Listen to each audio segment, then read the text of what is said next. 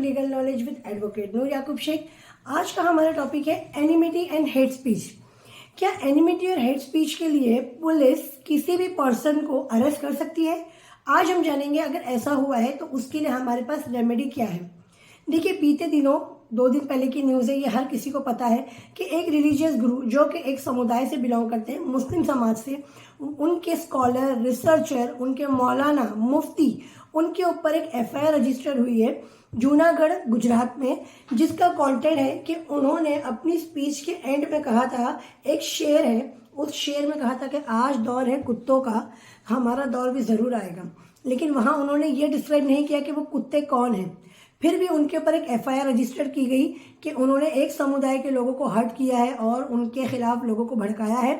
उसके बाद उस जो मजमा था, जो हॉल था, उसमें नारेबाजी हुई, जो भी नारेबाजी की गई। देखिए, पहली बात तो नारेबाजी अपने अपने रिलीजन के करना कोई ये हेट स्पीच में नहीं आता है। फिर भी अगर उस बंदे पर एफआईआर हुई है और गुजरात पुलिस ने आके मुंबई पुलिस से जो भी प्रोसीजर फॉलो करके उनको ले गए और उनको अभी ट्रांजिट रिमांड में रखा है, अभी उनकी कस्टडी ली गई है, ये लीगल है, इलीगल है, ये सब क्या है? ये सब लीगल बातें हैं।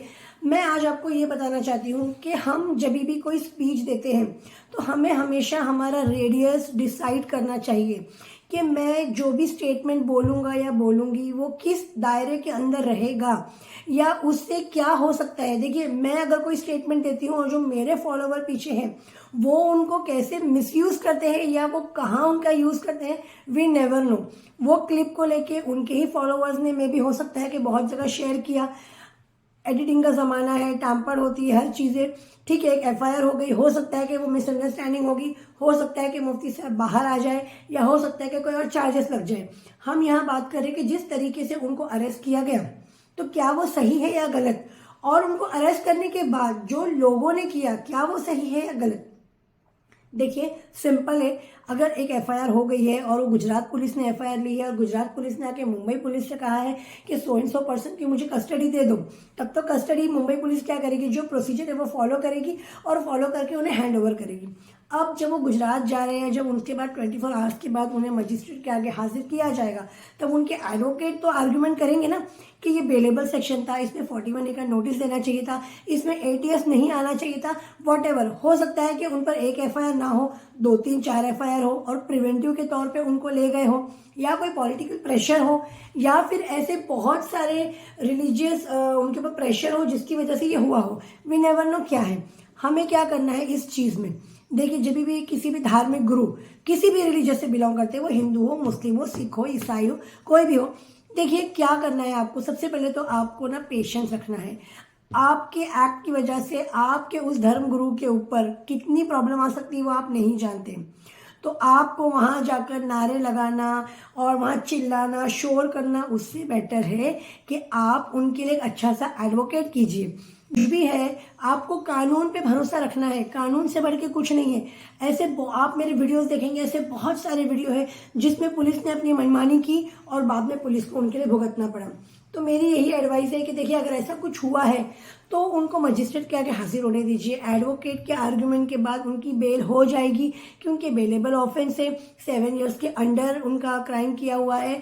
अगर एक एफआईआर नहीं, 2, 3, 4 एफआईआर है तो भी उन्हें बेल मिल जाएगी, उन पर प्रिवेंटिव किया जाएगा। उसके बाद उन्हें इन चीज़ों से बचना होगा।